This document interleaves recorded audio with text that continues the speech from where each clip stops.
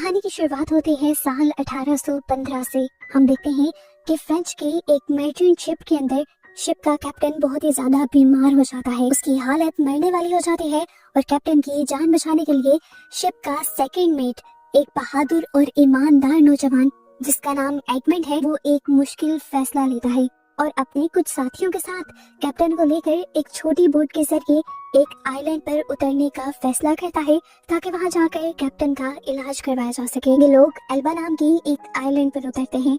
Elba वही जगह थी जहां फ्रांस के एक पुराने एम्पायर नेपोलियन को रखा गया था। यहाँ पर ब्रिटिश सोल्जर्स का पहरा था ताकि नेपोलियन भाग न सके। जब एडमंड और उसका बचपन का दोस्त फ्रेंडेंट किनारे पर उतरते हैं तो ब्रिटिश गार्ड उन पर हमला कर देते हैं, लेकिन तभी वहाँ पर नेपोलियन आ जाता है और उनकी जान बचा लेता है। ब्रिटिश इन लोगों को मारने इसलिए जा रहे थे क्योंकि उन्हें लग रहा था कि ये नेपोलियन के सिपाही होंगे, पर नेपोलियन ने बता दिया कि वो इन लोगों को नहीं जानता। यहाँ तक कि नेपोलियन तो अपने डॉक्टर को कैप्टन का इलाज करने की भी इजाजत दे देता है, लेकिन अफसोस कैप्टन की जान नहीं बच पाती। जब एडमंड वहाँ से निकलने वाला होता है तब नेपोलियन उसे अकेले में बात करता है। वो एडमंड को एक लेटर देता है और कहता है कि ये बस एक पर्सनल लेटर है जो उसे मर्सिलिस में रहने वाले एक पुराने दोस्त को देना है। वो एडमंड से वादा भी लेता है कि वो इस लेटर के बारे में किसी को भी नहीं बताएगा। एडमंड जो अपनी जुबान का पक्का था, हाँ कर देता है और इस बारे में अपने दोस्त से भी कुछ नहीं कहता, लेकिन उसे ये नहीं पता था कि उसका दोस्त फ्रेंडेंट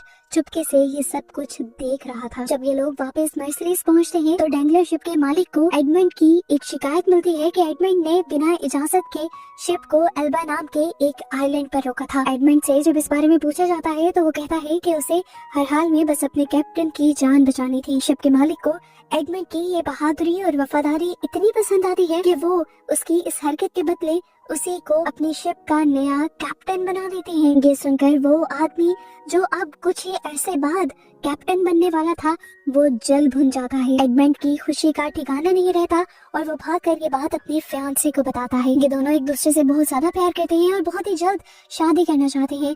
एडमंड बताता है कि अब हमें एक साल और इंतजार नहीं करना पड़ेगा क्योंकि अब मैं कैप्टन बन चुका हूँ और अब हम इसी साल शादी कर लेंगे। ये दोनों बहुत ही ज्यादा खुश थे। इस जगह पर हम देखते हैं कि उन दोनों का बचपन का दोस्त फर्डिनेंड भी मौजूद था। फर्डिनेंड भी बचपन से एडमंड के फियांसे को चाहता था जिसका नाम मर्सिडीज था, लेकिन मर्सिडीज एडमंड से प्यार करती थी और उसने फर्डिनेंड को कभी ऐसी नजर से देखा ही नहीं और इस वजह से फर्डिनेंड भी एडमंड से काफी जेलस रहता था। और अब तो एडमंड के पास पैसा भी आ गया था, तो ये देखते हुए फर्डिनेंड की जलन नफरत में बदल गई थी। फर्डिनेंड अब उस आदमी से मिलता है जो अगले कुछ अरसे में कैप्टन बनने वाला था। दोनों ही एडमंड से नफरत करते थे। ये दोनों बातों बातों में अपनी नफरत का इजहार भी कर देते हैं और फर्डिनेंड कहता है कि मेरा बस चले तो मैं एडमंड को मार दूं ताकि मैं मर्सिडीज को हासिल कर सकूं। दूसरा आदमी भी कहता है कि मेरा भी यही दिल करता है कि मैं एडमंड को मार दूं और कैप्टन की कुर्सी खुद हासिल कर लूं। और ये दोनों सोचते हैं कि ये दोनों मिलकर अपने अपने मकसद को हासिल कर सकते हैं। तभी फर्डिनेंड को एक बात याद आती है कि उसने एडमंड को नेपोलियन से एक लेटर लेते हुए देखा था। बस यही वो मौका था जिसका उन्हें इंतजार था। उन्होंने सोचा कि इसी लेटर का इस्तेमाल करके वो एडमंड की जिंदगी बर्बाद कर देंगे। अगला दिन एडमंड की जिंदगी का सबसे खुशी का दिन होना चाहिए था क्योंकि उसकी शादी होने वाली थी, लेकिन तभी अचानक वहाँ पर पुलिस आ जाती है और यहाँ पर एडमंड को गिरफ्तार कर लिया जाता है गद्दार होने के इल्जाम में। वो सबको बताता है कि उसने ऐसा कुछ भी नहीं किया, लेकिन उसकी बात नहीं सुनी जाती और उसे खींचकर चीफ मजिस्ट्रेट के पास लेकर आया जाता है। चीफ मजिस्ट्रेट उससे बातें करता है और उसे लगता है कि एडमंड एक सीधा साधा सीलर है जिसे पॉलिटिक्स की कोई समझ नहीं है। वो एडमंड से जितने भी सवाल करता है एडमंड उसे सच सच बता देता है और वो जो लेटर वहाँ नेपोलियन से लेकर आया था वो लेटर भी वो चीफ को दे देता है और यकीन दिलवाता है कि अभी तक उस लेटर को किसी ने नहीं पढ़ा था। लेटर मिलने के बाद चीफ मजिस्ट्रेट उसे कहता है कि तुम बेगुनाह हो, यहाँ से जा सकते हो, लेकिन जाते जाते मुझे ये तो बता दो कि नेपोलियन ने इस लेटर को देने को किसको कहा था। एडमंड उसका नाम भी बता देता है। ये नाम सुनते ही अचानक से चीफ मजिस्ट्रेट के होश उड़ जाते हैं क्योंकि जो नाम एडमंड ने बताया था वो किसी और का नहीं था बल्कि चीफ मजिस्ट्रेट के अपने डैड का था जो नेपोलियन को सपोर्ट करता था। अगर दुनिया को पता चल जाता कि मजिस्ट्रेट के डैड ही खुद दुश्मन है अपने मुल्क के, तो चीफ मजिस्ट्रेट का अपना करियर और इज्जत भी मिट्टी में मिल जाती। खुद को बचाने के लिए चीफ मजिस्ट्रेट उस लेटर को भी जला देता है और क्योंकि ये सच्चाई सिर्फ एडमंड को पता थी, इसीलिए वो उसको ठिकाने लगाने का भी सोचता है। वो एडमंड से झूठ बोलता है कि उसने एडमंड को आजाद कर दिया है और कहता है कि तुम्हें मेरी वजह से बहुत मुश्किल हुई, तुम्हें यहाँ तक आना पड़ा, तुम्हारी शादी लेट हो गई और अब मैं चाहता हूँ कि मैं तुम्हें इज्जत से तुम्हारी शादी पर पहुँचाऊँ, इसीलिए बाहर मेरी बग्गी तुम्हारा इंतजार कर रही है। एडमंड भी खुश हुआ और जाकर उसकी बग्गी में बैठ गया, लेकिन तभी अचानक से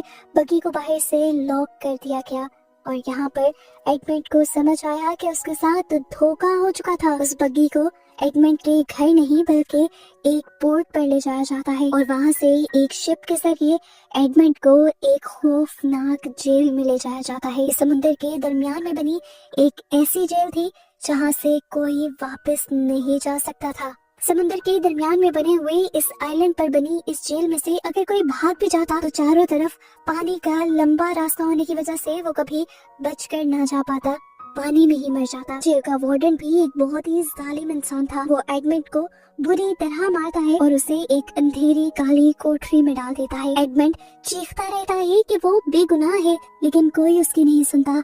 हर साल जब एडमंड की सजा का 1 साल पूरा होता है तब वार्डन आकर उसे 100 कोड़े मारता है। ये वार्डन का शौक था और ये वो तरीका था जिससे एडमंड को पता चलता था कि 1 साल का अरसा गुजर चुका है। सालों बीत गए, एडमंड की उम्मीदें टूटने लगी। उसने अब गॉड पर बिलीव करना भी छोड़ दिया था, यहाँ तक कि एक दिन उसने सुसाइड करने का भी फैसला किया। लेकिन ठीक उसी वक्त जब वो हार मान रहा था तभी उसे जमीन के नीचे से कुछ खुरचने की आवाज आई। अचानक उसके सर की जमीन फटने लगी और वहाँ से एक आदमी बाहर निकला। वो एक और कैदी था, बहुत ही ज्यादा बूढ़ा। इस आदमी का नाम एब फारिया था। फारिया पिछले 5 साल से एक सुरंग खोद रहा था भागने के लिए, लेकिन गलती से उसने गलत डायरेक्शन में एक सुरंग खोदी थी, जिसकी वजह से वो एडमंड के सेल में निकला था। लेकिन ये गलती उन दोनों के लिए ही अच्छी साबित होती है, क्योंकि एडमंड को सालों बाद यहाँ पर एक दोस्त मिल जाता है और फारिया को अपने साथ एक साथी। फारिया एक बहुत ही अच्छा तलवारबाज भी था और साथ ही साथ उसे दुनिया और पॉलिटिक्स के बारे में बहुत कुछ पता था। वो ये सब कुछ एडमंड को सिखा देता है। इन लोगों ने साथ मिलकर यहाँ से बाहर निकलने के लिए सुरंग भी खोदी। एडमंड अब ज्यादातर फारिया के ही सेल में रहा करता था। उस सुरंग के जरिए जाकर वो सिर्फ 2 मरतबा ही अपने सेल में वापस आता था, जब जेलर का खाना देने का टाइम होता था या वेस्ट लेने का टाइम होता था। ज्यादा टाइम ये लोग सुरंग खोदते थे और सुरंग से निकलने वाली मिट्टी वो अपनी वेस्ट बकेट्स में डाल दिया करते थे ताकि किसी को भी शक न हो। और जिस टाइम पर ये सुरंग खोद खोद कर थक जाते थे, उस टाइम पर एडमंड को वो मैथ, साइंस, इकोनॉमिक्स, फिलोसफी ये सारी चीजें सिखाता था। उसने कुछ ही दिन में एडमंड को बहुत अच्छे से पढ़ना लिखना सिखा दिया था और तलवारबाजी तो ऐसी सिखाई थी कि एडमंड एक अच्छा वॉरियर भी बन गया था। तकरीबन 1 साल बाद एक सादा सा एडमंड अब एक जीनियस और वॉरियर बन चुका था। बातों बातों में उन्होंने एनालाइज किया कि एडमंड जेल में क्यों है। फारिया की मदद से एडमंड को समझ आ गया कि उसके साथ किसने धोखा किया। उसे समझ आ गया कि उस चीफ मजिस्ट्रेट को उसकी नौकरी चाहिए थी, फर्नांड को उसकी फियांसी चाहिए थी और उनके साथी को अपना करियर बचाना था। और इन तीनों ने ही मिलकर साजिश की और बेचारे बेकसूर एडमंड को फंसा दिया। आज पहली बार था कि एडमंड के दिल में एक नई फीलिंग आई थी। बदले की आग जाग उठी थी उसके अंदर। उसने भी ठान लिया था कि अब वो भी इस जेल से भाग कर रहेगा। एक दिन जब ये लोग सुरंग खोद ही रहे होते हैं और आखिरी किनारे तक पहुंच जाते हैं तो एकदम से ऊपर की जमीन टूटकर सारे के सारे पत्थर उस बूढ़े फारिया के ऊपर गिर जाते हैं और वो उसके नीचे दब जाता है। फारिया मरने वाला होता है। तब अपनी आखिरी सांसों में वो एडमंड को एक खजाने का नक्शा दे जाता है। उसने बताया था कि मोंटे क्रिस्टो नाम के एक आइलैंड पर स्वारा फैमिली का एक बहुत ही बड़ा खजाना छुपा हुआ है। उसने एडमंड से वादा लिया कि वो इस दौलत का इस्तेमाल सिर्फ अच्छे कामों के लिए करेगा, ना कि बुरे कामों के लिए। एडमंड जो पहले से ही अच्छा था वो उसकी ये शर्त भी मान जाता है। अब फारिया के मरने का पता जैसे ही गार्ड्स को चलता है तो वो उसकी बॉडी को एक बॉक्स के अंदर डाल देते हैं और उसे जंजीरों से बांध देते हैं। और जिस टाइम ये गार्ड्स वार्डन को बुलाने के लिए जाते हैं, अमेंडेंट अपना दिमाग चलाता है और यहाँ से भागने की एक तरकीब सोचता है। वो फारिया की मरी हुई बॉडी को उस बॉक्स के अंदर से बाहर निकाल कर अपने सेल में रखाता है और उस बॉक्स में जाकर खुद लेट जाता है।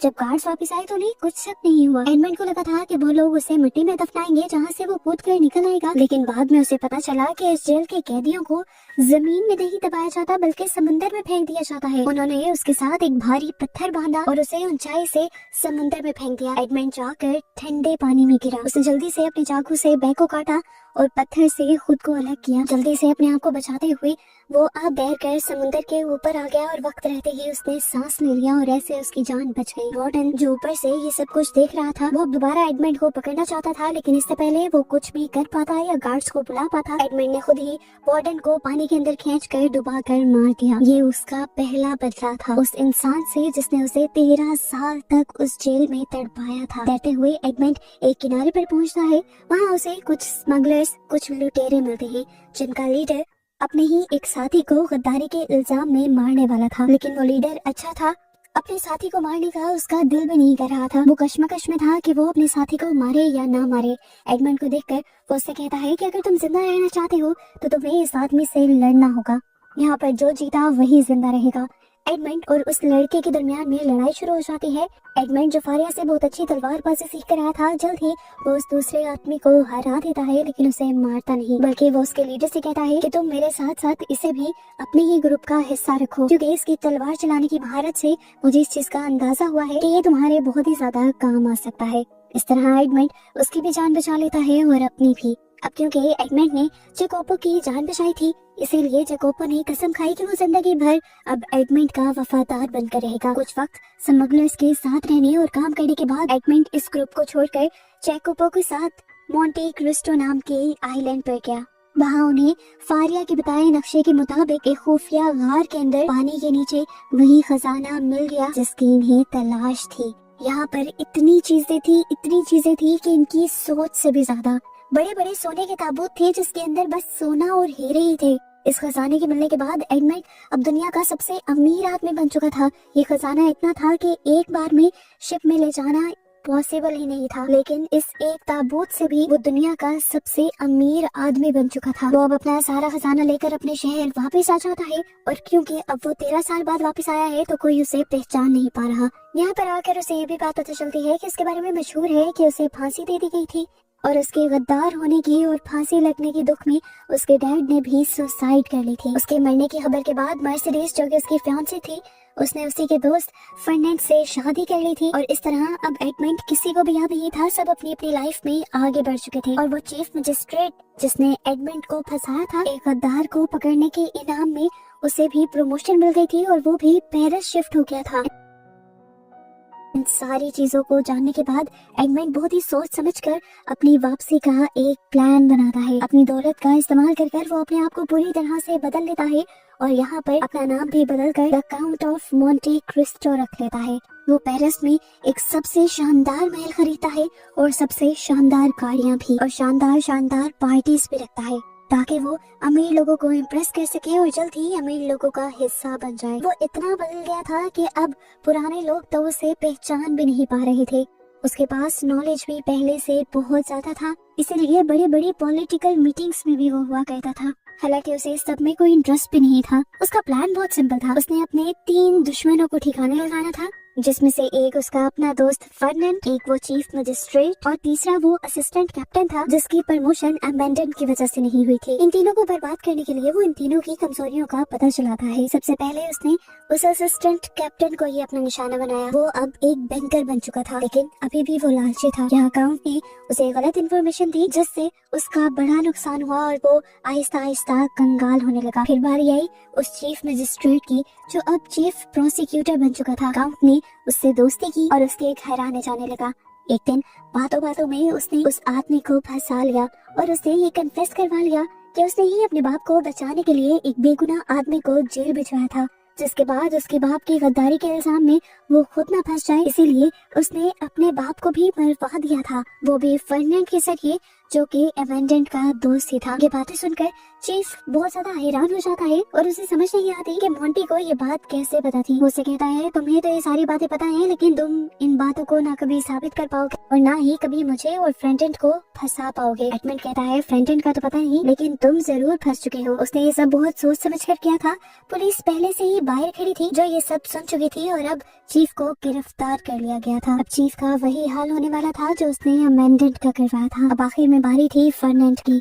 फर्नांड भी अब एक अमीर आदमी बन चुका था। उसकी शादी मर्सिडीज से भी हो चुकी थी।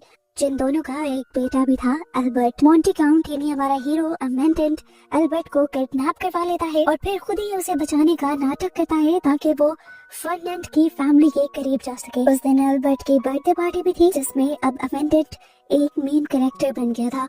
वो यहाँ पर एक स्पीच भी देता है।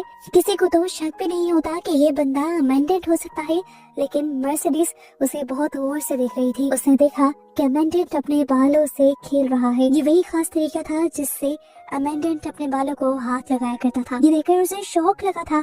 उसे एहसास हो गया कि मोंटी काउंट कोई और नहीं बल्कि अमेंडेंट ही है। वो उससे बात करने की कोशिश भी करती है, लेकिन अमेंडेंट बहुत ही अजीब बर्ताव करता है क्योंकि उसे लगता है कि मर्सिडीज ने भी उसे धोखा दिया था।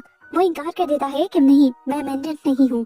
ऐसी बातें कर वो मर्सिडीज को गुस्सा दिलाकर यहाँ से भेज देता है और उसके बाद वो फर्डिनेंड के काम पर हमला करता है। वो जानता था कि फर्डिनेंड आज भी एक लालची इंसान है। अमेंडेंट अब अपने खजाने का एक हिस्सा उस आइलैंड से पेरिस मंगवाता है और उसकी खबर जानबूझ के फर्डिनेंड को दे देता है। फर्डिनेंड फौरन उस दौलत को चुराने का फैसला करता है और जैसे ही वो चुराने जाता है तो अमेंडेंट उसी को फंसा देता है। चोरी के इल्जाम में फर्डिनेंड फंस चुका था। अब चीफ की गवाही दिलवाकर वो फर्डिनेंड को चीफ के डैड के मर्डर के भी इल्जाम में फंसा देता है। फर्डिनेंड को फांसी की सजा सुना दी जाती है और फर्डिनेंड अपने आप को बचाने के लिए एक दूसरे शहर भाग जाता है, अपनी फैमिली को यहीं छोड़कर। इसी दौरान मर्सिडीज अमेंडेंट के घर आती है और इस टाइम वो उसकी आंखों में आंखें डालकर कहते हैं, मैं जानती हूँ तुम कौन हो, तुम अमेंडेंट ही हो। वो यहाँ पर अमेंडेंट को समझाने की कोशिश करती है कि उसने अमेंडेंट के मरने की खबर सुनने के बाद फर्डिनेंड से शादी क्यों की। वो बताती है कि जब तुम्हारे मरने की खबर आई मैं तुम्हारे बच्चे की माँ बनने वाली थी और उस टाइम लोगों की बातों से बचने के लिए उस बच्चे को बाप का नाम देना जरूरी था और इसीलिए मजबूरी में मैंने उसी हफ्ते फर्डिनेंड से शादी कर ली। ये बात सुनकर अमेंडेंट भी शौक रह जाता है कि उसका इस दुनिया में एक बेटा भी था। एल्बर्ट फर्डिनेंड का नहीं बल्कि अमेंडेंट का बेटा था और उसे ये जानकर दुख होता है क्योंकि उसने अपने बदले की आंख में कई मर्तबा अपने बेटे को भी नुकसान पहुंचाने की कोशिश की थी। इधर सीन कट होकर दिखाया जाता है कि फर्डिनेंड भी अब उसी सीक्रेट जगह पर पहुंचता है जहां से अमेंडेंट को खजाना मिला था।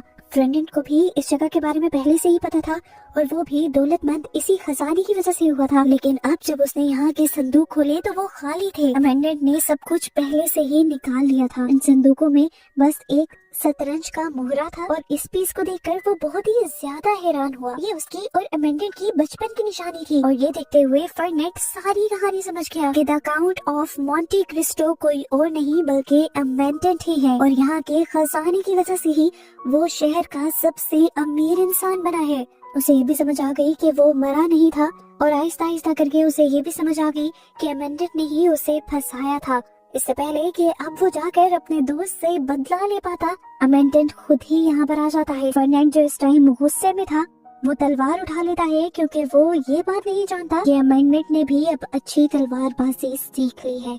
इन दोनों के दरमियान में अच्छी खासी लड़ाई होती है और इस दौरान यहाँ पर एल्बर्ट भी आ जाता है। वो क्योंकि फर्डिनेंड को अपना बात समझता था तो उसे बचाना चाहता था, इसीलिए वो भी अमेंडेंट के खिलाफ लड़ना शुरू कर देता है और ठीक वक्त पर यहाँ पर मर्सिडीज भी आ जाती है जो एल्बर्ट से कहती है, एल्बर्ट रुक जाओ, तुम जिसे मार रहे हो वो कोई और नहीं तुम्हारा बाप है। हाँ, तुम्हारा बाप फर्डिनेंड नहीं बल्कि अमेंडेंट तुम्हारा बाप है। ये बात सुनकर एल्बर्ट और फर्डिनेंड दोनों ही टूट जाते हैं। ये वो टाइम था जब फर्डिनेंड को एहसास होता है कि उसने सिर्फ अपनी दौलत और इज्जत ही नहीं बल्कि अब अपना सब कुछ खो दिया था। उसके हाथ से उसके पैसे चले गए थे, उसकी वाइफ चली गई थी और वो बेटा जिसे उसने बहुत प्यार से पाला था वो भी उसका नहीं था। जो चीजें उसने किसी वक्त में अमेंडेंट से छीनी थी वो सब कुछ दोबारा अमेंडेंट की झोली में जा गिरा था। उससे और नफरत में वो बंदूक निकाल देता है अमेंडेंट को मारने के लिए, लेकिन ठीक वक्त पर अमेंडेंट को बचाने के लिए मर्सिडीज उसके सामने आ जाती है और गोली मर्सिडीज के कंधे पर लग जाती है। उसकी बंदूक में एक ही गोली थी, दूसरी गोली वो अमेंडेंट पर चला नहीं पाता, लेकिन यहाँ अमेंडेंट मर्सिडीज को मरता हुआ देखकर और भी ज्यादा गुस्से में आ जाता है और वो अपनी तलवार निकालकर एक ही वार में अब फर्डिनेंड का किस्सा ही खत्म कर देता है। जिसके बाद कहानी के पोस्ट क्रेडिट सीन में हमें ये दिखाया जाता है कि मर्सिडीज की जान बच गई थी। आखिरकार अमेंडेंट ने अपने दुश्मनों को भी हरा दिया था और अब उसे अपनी लाइफ में इंसाफ मिल चुका था। उसे यहाँ पर फारिया की बात याद आती है कि जो गॉड पर बिलीफ रखते हैं, गॉड उन्हें इंसाफ जरूर दिलाता है और उसे भी इंसाफ मिल चुका था। उसके पास इस टाइम जो सारी दौलत थी, उसने उसको भी इंसानों की भलाई के लिए इस्तेमाल करने का फैसला किया था, क्योंकि उसने वादा किया था फारिया से ऐसा करने का। अब इस टाइम उसके पास अपनी फैमिली भी थी, पैसा भी था और अपना कारोबार भी। आखिरकार उसकी फैमिली को खुश दिखाते हुए ये कहानी यहाँ खत्म हो जाती है।